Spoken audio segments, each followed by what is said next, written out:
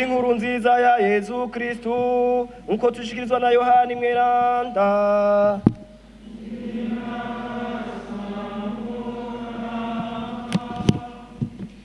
Yesu asubira gusimbwa n'umutima, araheza agenda ku cobo ryari senga ryugajwe ibuye. Yesu avuga ati, kureko iryo buye. Marita nawe amubwira ati, Mukama, aramaze kunuka, nkako ahamaze kane. Yesu amwishura ati, sinakubwiye ko niwemera ko uza kubona ubunahazwa bw'Imana? Barakura ko rero nyabuye. Yesu nawe araramura amaso avuga ati, Dawe, ndagushimiye ko wanyumviye, ndazi ko wamunyumvira, ariko mvuze gutyo kubera ishengero rinkikije baboneraho kwemera ko ari wewe wantumye. Avuze atyo ashirijwe hejuru ati, Lazaro, sohoka. Nyamuhisi arasohoka uko yagahambiriwe impuzu ku maguru no ku maboko, mu maso naho hafutswe n'igitambara. Yesu rero ababwira ati, muhamurure mumureke agende. Dushemeze ijambo ry'Imana.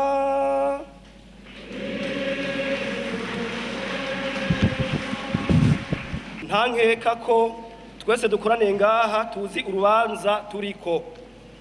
Abatoba baruzi, dukoraniye ngaha kugira ngo duhereze Imana igisabisho cacu, ubwa mbere cyo gukenguruka, kubera Imana ari nziza igira neza vyose.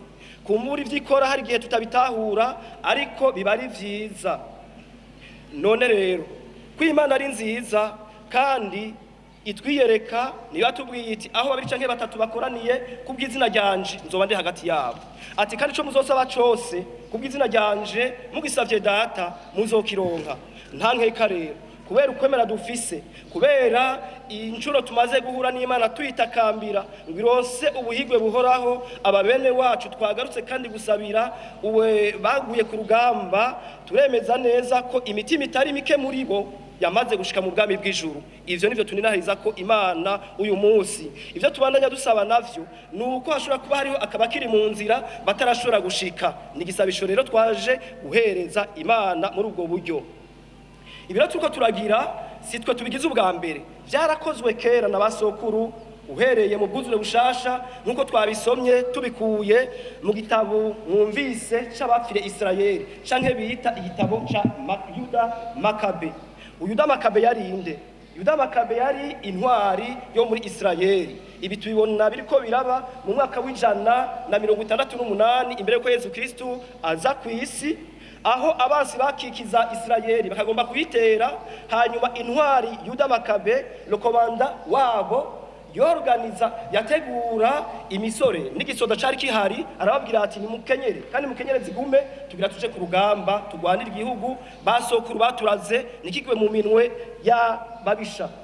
Ariko rero kandi arababwira ati nubwo tugenda kuri urwo rugamba twebwe turemera Imana Data mushobora vyose, Imana Isahaki, Iburahimu na Yakobo. Iyo niyo Mana twemera, turemera kandi ko ariyo Mana y'ingabo. Si twebwe tuba tugiye ku rugamba twirebanga, Imana izo biduhagarikiye ho kitugende. Ariko mwicyorore kandi mwirinde ibigirwamana, kuko muri ico gihe benshi barunamira ibigirwamana bakaraguza bakagendana ibiheko. Uyuda Makabe yabahanuye ati mugende mwicyoroye, ntagire ibigirwamana mugenda mutwaye, kuko turazi ko atari byo tugwanira, tugwanirwa n'Imana. Maze rero muri abasirikare bamwe barabitahuye, abandi ntibavyumva.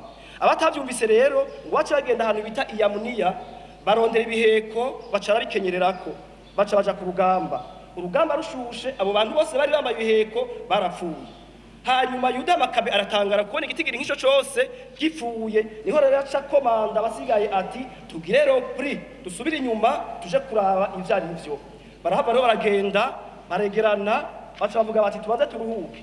Hama mu mutwenzi bukeye niho yavuga ati tugende rero twegeranye ibiziga vy'abacu bapfuye, hanyuma tubihamba n'iteka mu itongo rya basokuru. Niko rero kuzinduka, hanyuma barabegeranya.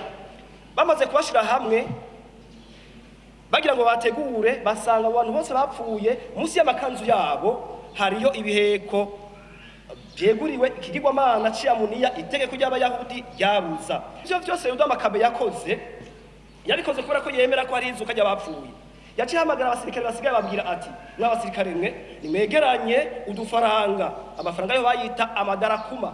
ati mwegeranye amafaranga hanyuma tuje kugura imfizi tuje kwitokombeza tuje kwitanga kw'inkuka mu isengero nkuru Yerusalemu kugira ngo tuzabe ikigongwe cy'aba bene wacu bapfuye bavukanye. Uyu munsi natwe dukoraniye ngaha mu mubiri n'amaraso bya Yesu Kristo yitanze kw'inkuka kugira ngo abantu bakire. Uyu munsi tubifise ko itegeko ko ari byo duhereza kuri altari nzima, altari y'Imana. Nitukizana amaraso n'ibinure vy'ibikoko, duhereza amaraso, duhereza umubiri n'amaraso vya Kristo kugira ngo dukire ibicumuro vyacu. None rero nkuko Yuda Makabe yabikoze niko natwe uyu munsi dushogomangana umukate n'umuvinyu ubihinduka umubiri n'amaraso vya Kristo, tubihereze kuri altari nyeranda y'Imana, dutakamba tuvuga tuti Mukama turagutakambiye, turakwiyeretse kandi tukweretse n'abacu barengutse iwawe, batabare niba bahara gasembwa k'igicumuro bapfanye, ugahanagure kubwiye nkuka tuguhereje, uheze ubashikane mu birimba vy'ijuru bahimbagwe hamwe nawe. Rya jambo rero navuga nti aho bari canke batatu bakoraniye kubw'izina rya Kristo abari hagati yabo, ati kandi ico bazosaba cose kubw'izina rya Yesu Kristo bazokironka. Turemera rero mu kwemera kwacu ko ibyo turiko turasaba tubironka, ko tubisaba umuvyeyi kandi umuvyeyi adukunda. Amen. None rero mu nkuru nziza Yesu abandanya ashimangira atwigisha kandi ngo dutahure kandi tumenye ko izuka ry'abapfuye rihari. Nico gituma yagiye ku ruhafu akazura Lazaro.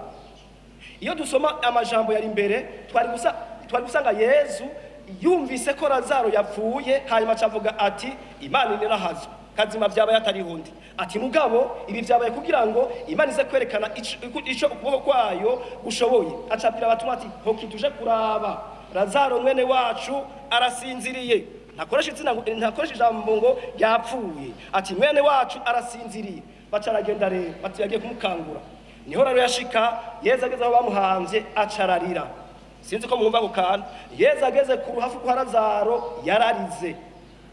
None rero ko twagize Imana tukaruha bitangira igihugu, hariho message badusigiye message ko tubwirizwa kuba igihugu kirangwa mu amahoro, aho umuntu wese yiyumva arya akaryama akora imirimo yiwe agataha kandi agataha amasaha ashakiye kandi yashika iwe akishongora.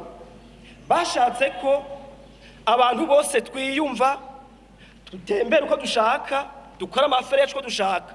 Ntiyashatse ko abantu baguma batotezwa, ntibashatse ko abantu dusigaye tubandanya dutoteza canke dutotezwa. Bashatse ko tubana mu mahoro, bashatse ko abangaye bataha tubafatana mu nda, bashatse ko ubusho guhugururwa mbere bwose karabugaragara, kuko abantu twamaze kumenya Imana n'igituma amaraso asesetse kugira ngo igihugu cacu kiri igihugu gitembamwo amata n'ubuki, igihugu kimeze nk'uko Imana yari yarakiremye ubwa mbere. Murandusha kumenya ingene igihugu cy'u Burundi ari ciza cane, mwe mumaze kugenda mu bihugu hirya no hino, mpora nuba muvuga muti twagenze aha nahari mbwa twasanze igihugu cacu Imana yagitatse ivyiza bitagira ukuntu bingana. None rero mu byo dukora vyose, mu byo twifuza vyose, twifuze kubaka igihugu kigendwa, igihugu bene co bishimira, igihugu kirimo iterambere, umutekano, ubutungane n'ibindi vyiza vyinshi. Imana izoduhezagira. None rero tubandanye duhereza kuri altari nyeranda ibisabisho vyacu mu gusaba dusabira abavukanyi bacu abaringa abakiriho mbere natwebwe twisabire, hanyuma ukabakomeze muri twebwe uyu mutima wo kwama dukundana. Ko gusabira abantu bitavye Imana ni kimenyetso cy'urukundo cerekana ko naho bagiye tuguma turi kumwe mu Mana. Amen.